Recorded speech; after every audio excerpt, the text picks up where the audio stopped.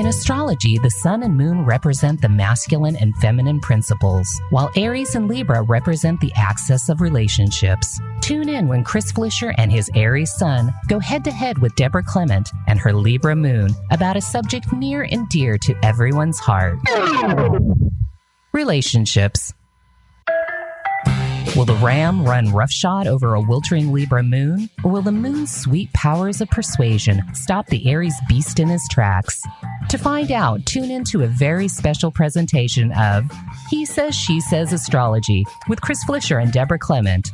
Hello, my name is Chris Flisher. This is He Says, She Says Astrology, and my co-host is Debra Ann Clement. She's here with me today, and we're going to be talking about we're moving our way through the houses in astrology, and we're going to be talking about the second house today. So, Debra, what do you think about the second house? Second house is the money house, Woo! Right? Show us the money. Yeah, Show the us house we all want. Jupiter in that house. Well, Pluto sometimes can be pretty good there too, right? Oh, I know, exactly. Anything but Neptune, which is where I have. I'm terrible with money.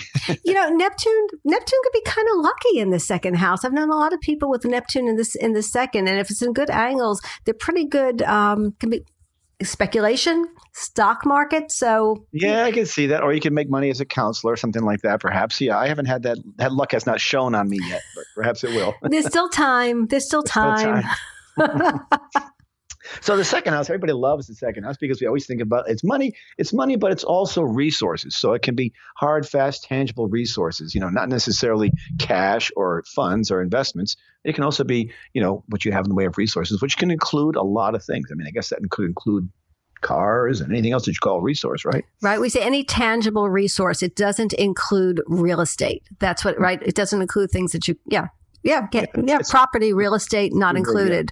Yeah. It's also values, right? Mm-hmm. And so values, and to me, values, it's like who and what is the most important to you. To me, I like to use the word priorities for it. And when it comes to values, to me, that second house, which in the natural zodiac, it's the Taurus house, right? Right? Fixed sign. And so to me, those values, those are deal breakers. That's where I think you find your deal breakers when it comes to relationships even. Yeah, I think that makes a lot of sense because Taurus is a fixed sign. And when you state your values, those are sort of your bedrock core, values that you hang on to. You never let them go. So it makes sense that they would be highlighted. And it's fortunate in some ways that they are in a fixed sign. I guess there's no accident there because of the fact that they sort of are things that you're really hanging on to. They're deal breakers, as you said. Break that and you're going to break something. So it's where you hold your ground, though. It's where you hold your ground. Though it does depend how much you hold your ground too. Though I think depends on the condition of the second house in the respective horoscope. And respective horoscope. So yeah, I mean, if you have a Taurus there, let's do that. Let's start out with the signs going around the wheel. Now, what you do is you take the sign on the cusp of the house, and that would be your indication of the sign that was in the house at the time. So let's go through that. Yeah, let's start with Aries. We'll start with the first, right? Let's start with Aries. So. All right. Go ahead. So Aries on the second house, as far as ruling the second house. And the sign also shows the attitude, right? The attitude. And, we talk about relationships. So it's like your relationship with money. Yeah.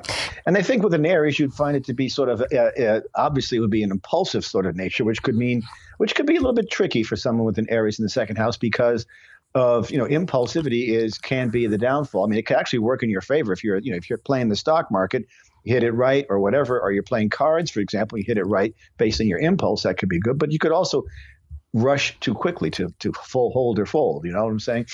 Yeah, I think the attitude, though, with money for Aries, I think there's ambition there. There's a desire to have money, to earn money. And I do feel when Aries is on the second house, the person is good with feeling, hey, I deserve, let's say I deserve money. I can receive money. But they're usually, it can burn a hole in the pocket. It's like, I got it. Let's spend it. Well, that's a very typical Arian kind of trait, which is part of my problem. Being an Aries, I do tend to go through money very quickly. But one of the things that is one of my saving graces in that, and I would just say this is a broad term, not necessarily about me, but more about Aries in general, is that they are typically a very generous sign. And as a result of their generosity, they tend to give away very quickly in an effort to show that generosity. Well, fortunately for them, but I do feel what saves them, the saving grace, I think, for the Aries is they're workers. That's why when they look and say, oh, the bank account is low or, oh, might be even overdrawn, who knows, they go out and they hustle. Yeah. They try to find some way to make that up.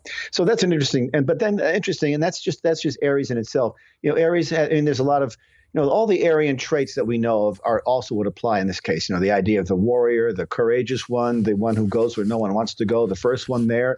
They may be the guys who invested in the Bitcoin when that first came out. Those are the kind of people who would be the early speculators, perhaps. And, I think those are pretty accurate terms for that too. Also, I'm going to say it depends, of course, always on the rest of the chart. But when I see Aries on the second house, I look for other indicators of self-employment. Because when that Aries is there, there's usually this desire, not just to make the money, but to really have it. It's like, it's my money to control, to be honest, to really control it. But there's this element of, I'm earning it from mine. Because second house is usually about, a salary. It's more a little bit, it's that Taurus, it's that sort of security.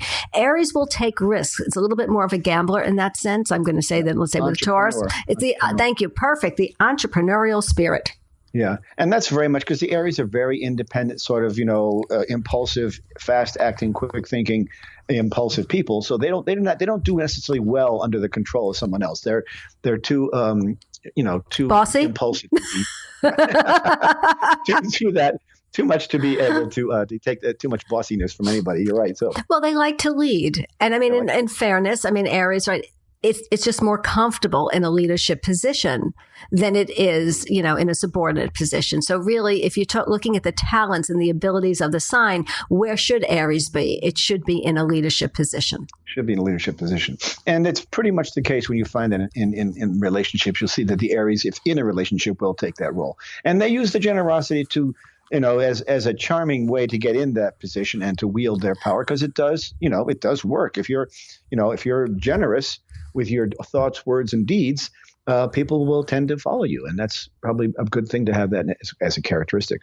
I do think Aries doesn't maybe always have the reputation for this, but Aries on the second house, because talking about resources and things, tangible things. They like stuff. They like the new. I find they like the newest stuff. You can have a camera. Oh, it's great. Or a computer. And a year later, something new has come out. And theirs is still good, but it's like, oh, I want that. Yeah, Apple's got my number because every time they come out with a new product, I tend to run off and get it. And I don't even wait for the second version. I go out and buy the first watch that comes out, and then it's just absolutely crazy. So I've got to learn to rein that in, or not. Or not. Never will. Probably never will rein it in. Very different mood, very different attitude when you shift from Aries to Taurus. Wow. Right? Huge difference. I think that's one of the more dramatic changes in all of the zodiac. And we can see that sort of change as we go around the wheel. But I find it to be a fairly dramatic one, simply because there's so much fire and impulsivity and quick thinkingness. And then you come along to the Taurus and it's just thump. It just comes right to a screeching halt because of this slow, methodical approach. But I will say this, as much as, Aries is out there and it's a go-getter, but it can lose interest quickly. I really feel the most productive sign in the zodiac long term is absolutely Taurus. They stick with it. They get the job done. They do. I'd say Capricorns too, but I'll agree that mostly all the Earth signs are fairly dependable. I think when it comes to, or even actually all the fixed signs for that matter, tend to be pretty much reliable. Yes. But Taurus on the second house is that Taurus, the second house is naturally ruled by Taurus. So we have that sort of energy there. It is about stability. It is about resources. When we think of Tauruses, we think of they always have this fine desire for things and comfort and quality. They always love quality. They love the best chocolates. They want Egyptian sheets on their beds. They want the nice clothes, they're very luxury oriented. So money obviously buys those things. So it's kind of a natural harmony there. And they're willing to work for it. And they're willing to work for it. They're definitely willing to work for it, but they do like stuff. It is a little bit of, I want to say almost Cancer in this respect too. To me, both Cancer and Taurus are kind of like a little bit of, I want, gimme. They like things. And Taurus, but the appreciation, and that's the word I want to use, is that it's not just, I guess negatively, sometimes they can hoard, I suppose, but there's this appreciation, and it is all about that quality. They're not going to buy, they'll shop, but if they really want something, they'll spend those extra bucks for the quality. Right. And that's why, and it's the same thing. I think we see it reflected in their association with food as well. We see the same sort of, love of this sort of, nurturing of the body through physical in pleasure, and as well as all the other things. There's sort of an amorousness to them, and this love of consumable items such as good food and stuff like that. Those very Taurian traits as well. But also experiences. Because Taurus will spend their money. Well, food certainly is an experience, right? Also, I'm going to say things like massage. Yes. Sensual things. Things, the senses, things that indulge the senses. But they're savers when it comes to money. Very much so. Yeah. Taurus is, the money will stay in the wallet. Good. And I'm banking on that because I got 2 sons that are Tauruses, and I'm hoping that they keep that money in the bank for me for when I get to retire. I got to live with one of them. We all know that that's your retirement plan. Okay. Well, they don't know that, but they won't hear this podcast. But I'm just going to spring it on them one day when I say, gee, guys, I need a place to live or whatever. Astrologers don't make a lot of money. And it's funny because I've got one of my Taurus sons is a chef, which is perfect. So he loves food, and that's exactly what he does. So great to work at something, right, that you love. So the second house, though, we always say it's about, again, the values, the priorities. And so just generally, I'm not saying everyone with the Taurus on the second house is conservative in the sense of, conservative, but they do tend to be a little bit more cautious when and a little bit more thoughtful when they are making decisions. I think they're thoughtful. I think they're very frugal in some ways. I think that frugality is a real thing. The other day, my son went to get his car, oil change in his car, and the guy noticed that light bulb was out of his back license plate. And I said, I can fix that for you for $15. And I said, no, my son said, no, I'm going to go across the street to the auto parts store and pay 20 cents for the bulb and put it in myself. So I, as an impulsive Aries, would have just said, yeah, go fix it. I don't want to deal with it. He wanted to save the $15. So that's a good example of a very strong Taurus, minding their P's and Q's and not hoarding, but holding onto the money, being very careful. I think it's value conscious. I think it's really value conscious and saying, you know what, 20 cents, whatever it is for a light bulb, and I can do it myself. See, I'm telling you, they're productive signs as opposed to, I'm going to waste, what is it, $14.80. I wouldn't have thought twice. I would have said, put it in. I don't want to get my hands dirty. But that shows you the difference because it's, $15 is $15. That's why they save money. People who act like that tend to save money. They tend to have money for a long time, which is why, that's the joy of being a Taurus, I guess. It's that steadfastness. But I love the idea of value. I think value is a really, really good word because value applies not just to physical hard products, but also to the way you approach the world and sort of your bedrock core values, which are your sort of, how you raise children, for example, how you, spend your time, how you spend your money. Yeah. So, very good idea. When you move to Gemini on the second house, which I have. Yeah. And I will say this, and I'm a Capricorn, right? And they've got this reputation and they're frugal and they're practical. And to some degree, I will say, yeah, that's true. But I have Gemini on the second house. And I found this people I know, the attitude towards money can be very easy come, easy go at times because it's a mutable sign. And how is the money spent? Like what is valued?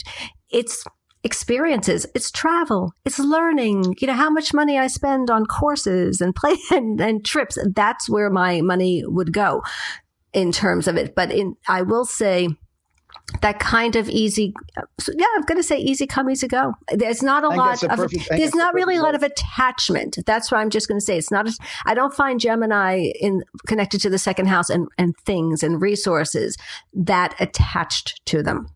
No, there's not that same quality that the Taurus has of wanting to hold.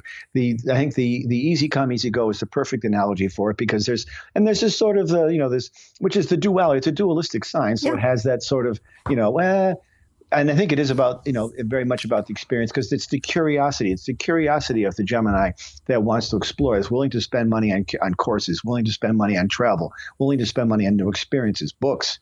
Writing, all those things are, And it's sort of like, well, there's more where that comes from, and there's not much, because Geminis tend to respond and act so quickly.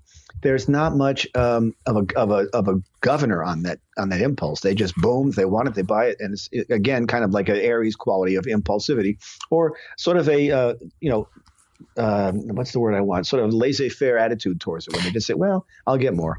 Even though it is a sign associated with research you know, and I will say this, and also, you know, I can speak for clients and people I've worked with Gemini on the second, because I would ask them this just out of curiosity to see, like, you know, is this right? A theme? Is this just me? Not the biggest comparison shoppers. Like, look a few places and it's like, okay, I've looked enough, right? This is the best deal. Let's get this. I know that, and that's something that I, as an Aries, often struggle with. If we were trying to, come on, you don't comparison shop at all. You see it, you like it, you take it home. Yeah, if we go out looking for a new car, new used car, and the first one we see looks great, and somebody else is saying, my wife would say to me, "We got to look at 7 more cars before." I said, "Well, what's supposing this is the best one, and we're going to pass it up?" So that's one of my biggest downfalls. But what are you going to do? What are you going to do? I am.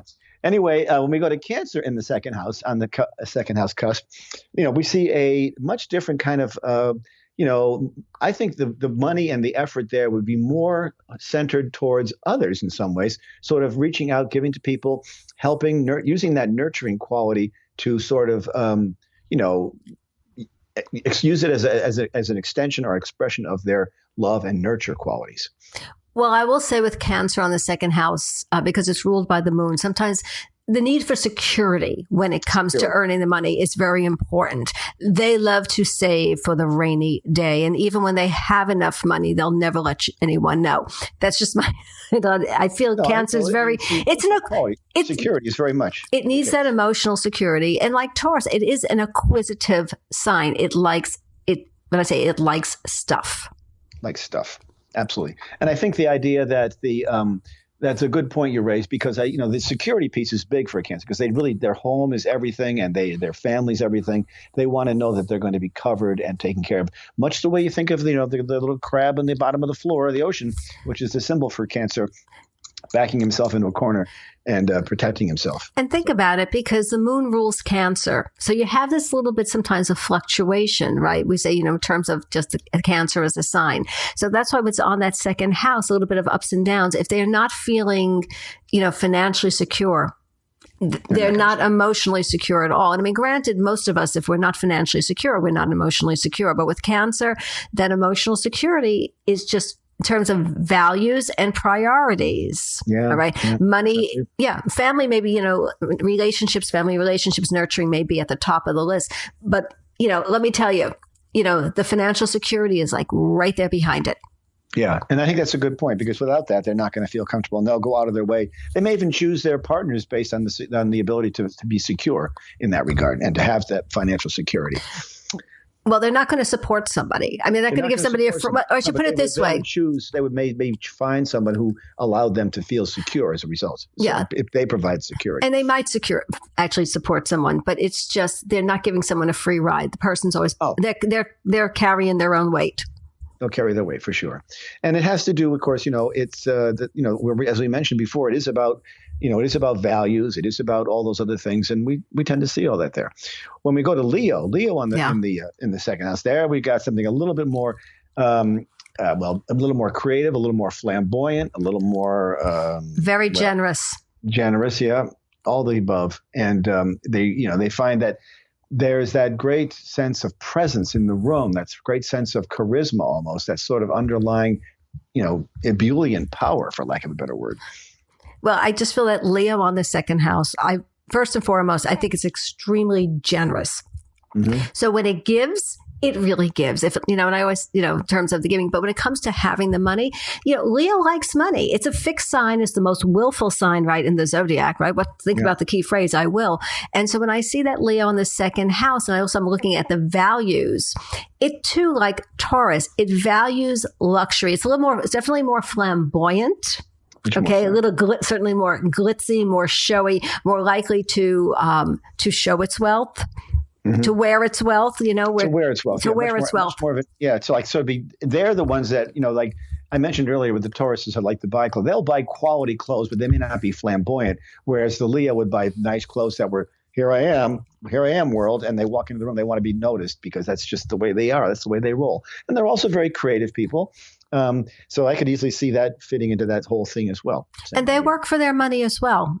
They mm-hmm. I have to say that they work for their money.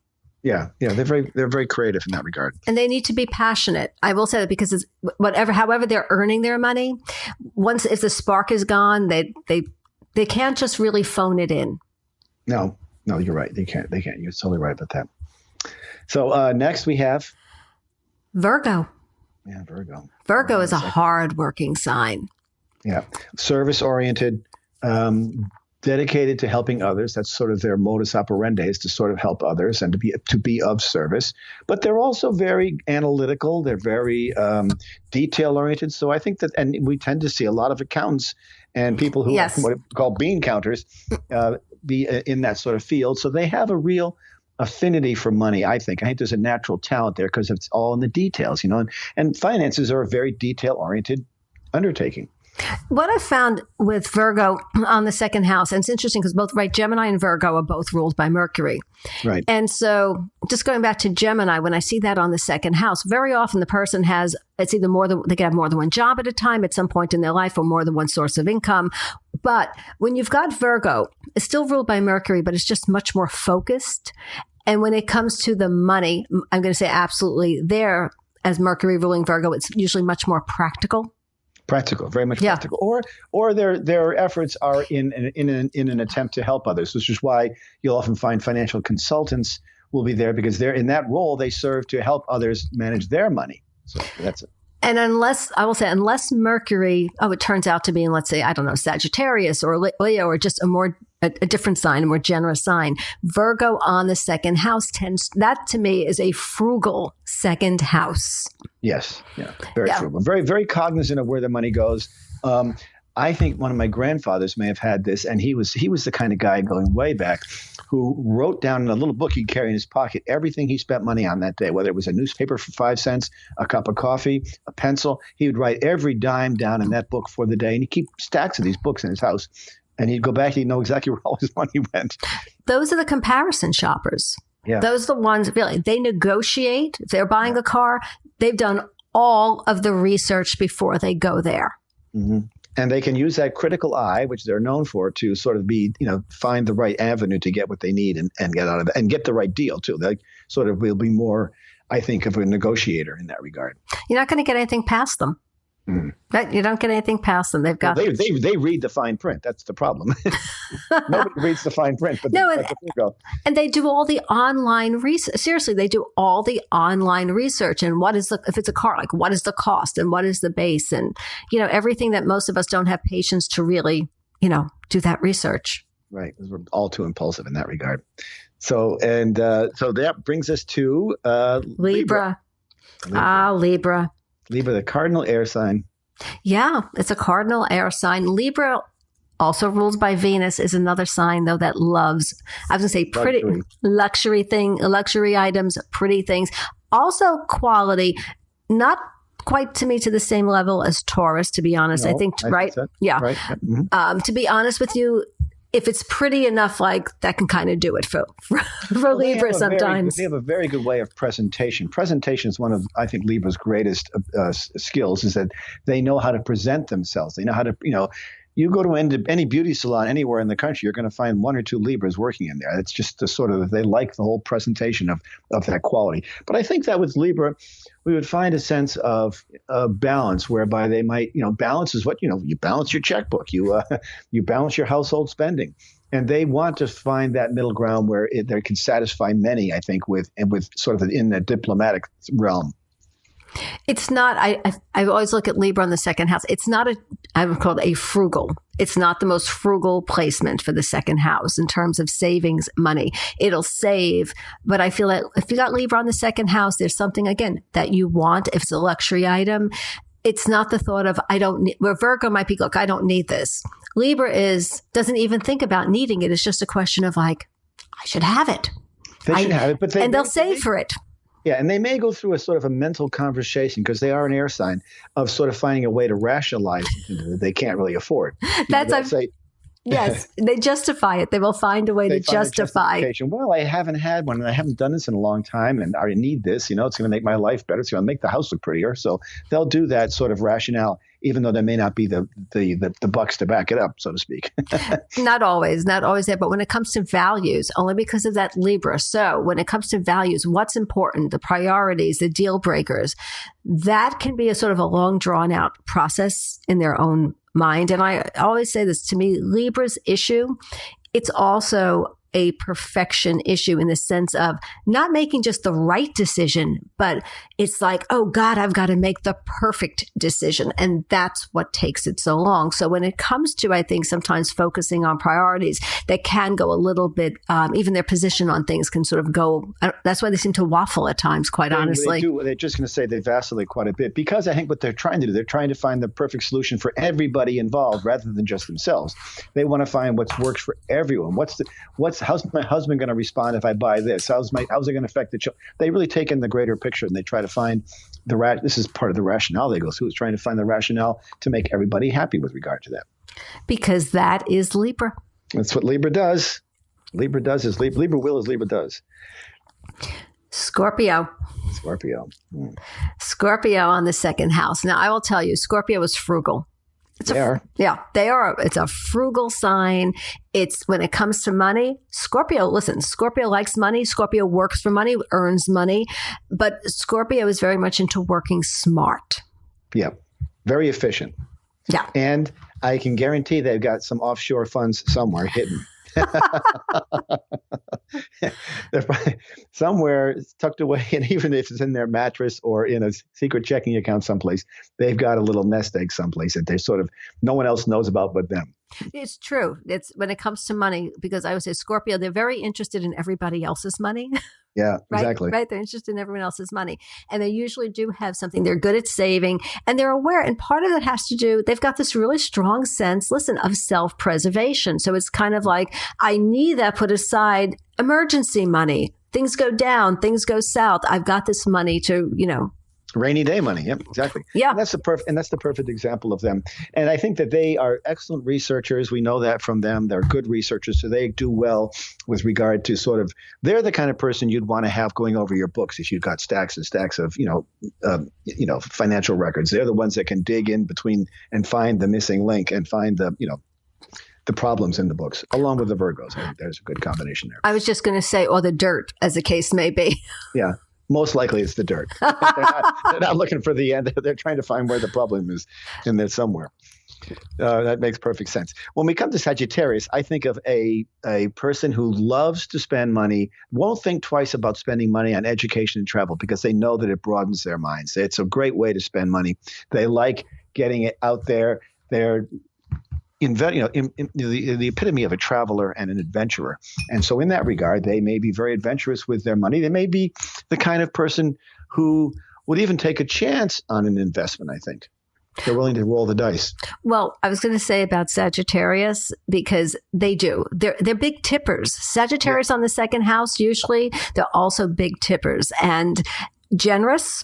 And again, to the money, I'm going to say to some degree, sort of an easy come, easy go attitude. Mm-hmm. On a bigger scale, though, than Gemini, I think the difference is that, I'll be honest, with the Gemini easy come, easy go, it's more just on the experiences for themselves. Whereas Sagittarius actually will include other people. Sagittarius on the second house is more likely to say, I'll get the check for dinner. Right. Yeah, I think that's very accurate. Yeah. Yeah. And I think they're very generous and they're very expansive with their money. So they may be the sort of person that might invest in a new, a pragmatic but new technology, such as a green technology or something like that, because they know that it's got some long-term value that affects many people and could be a good investment for them as well. But they do love the adventure. They love to travel, and I bet you a lot of their money is spent in those two areas and education as well. And education. Expansion of any sort. Yeah.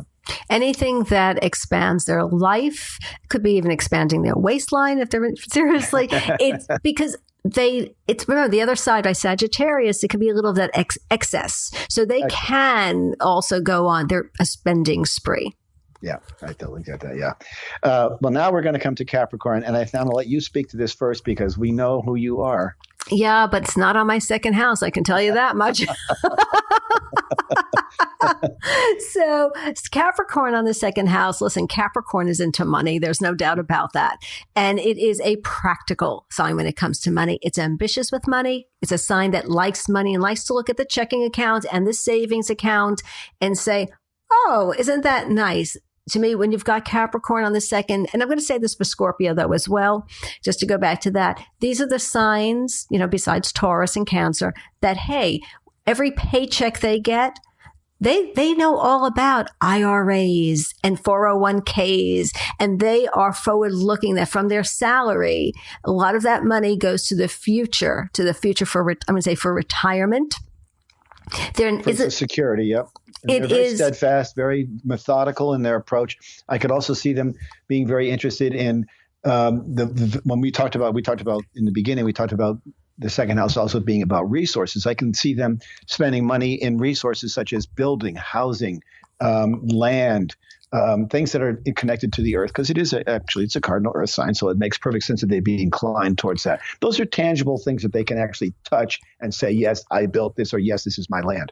Yeah. But your second house, because even though they invest in that, it's not connected to property, because that's your fourth house. But you will find very often, if there's Capricorn on the second house, it's ruled obviously by Saturn. And sometimes depending on the sign, you will find Saturn connected to the fourth house. That is certainly going to bring in investments connected to, I'm going to say, maybe owning, a house, a home, renting it out, something of that nature. Capricorn, it is cautious when it comes to money. It's more conservative with its investments. Very pragmatic. Yeah. Very pragmatic. I think that's the case for sure. Yeah. We're getting into Aquarius. Aquarius. Yeah, I know. They tend to cast their net far and wide, and as long as it's good for a large amount of people, I think that they're probably okay. They're a fixed air sign, so they're going to have a certain amount of fixity, which means there's going to be a certain rigidity to them.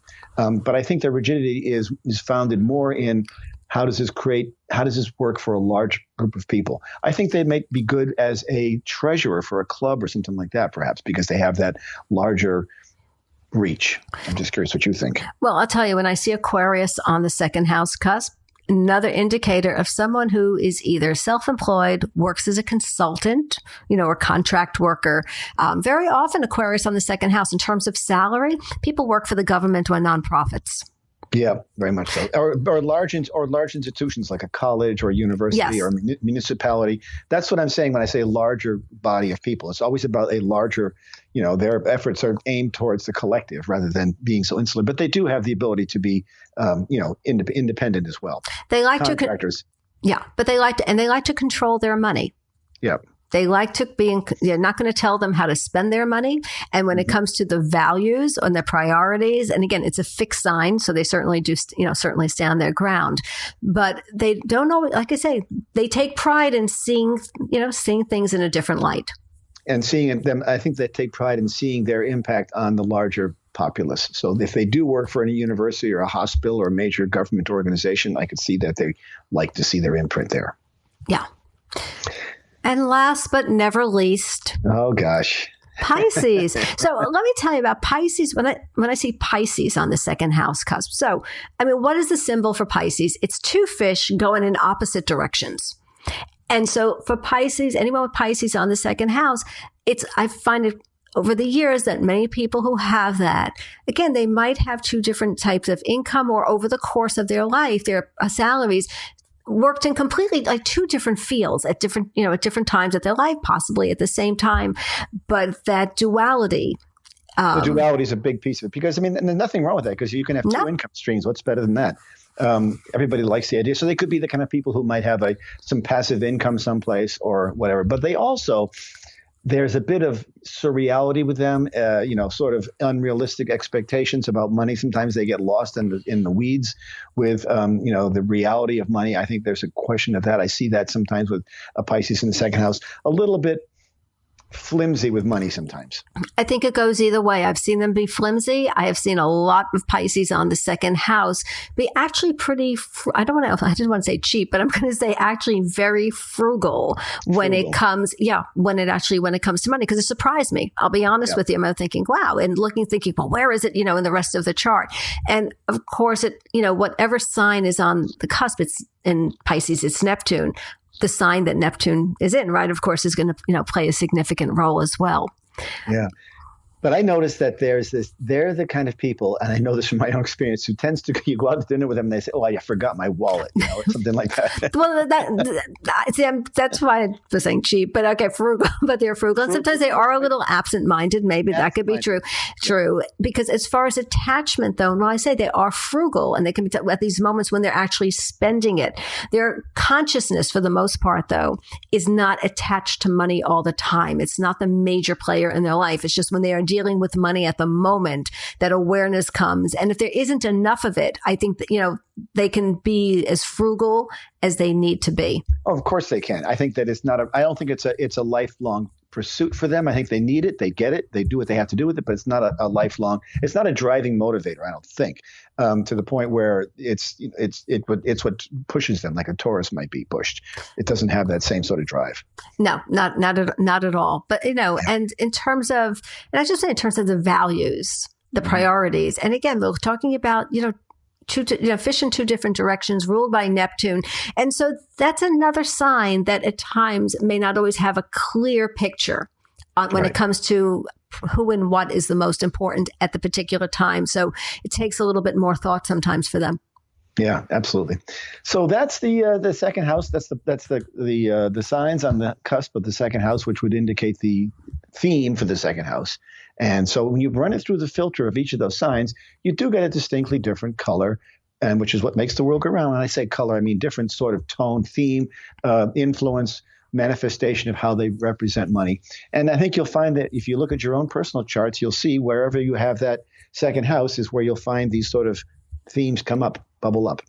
Absolutely. And then just look at the planetary ruler for your sign. Yeah. And you look at the planet, you look at the sign it's in, and that gives you a little bit more information. Well, it gives you may find that that's where your motive comes from. You may find that's where especially you find your planet, and then you find that in the house, you'll find that's where how you will manifest that theme.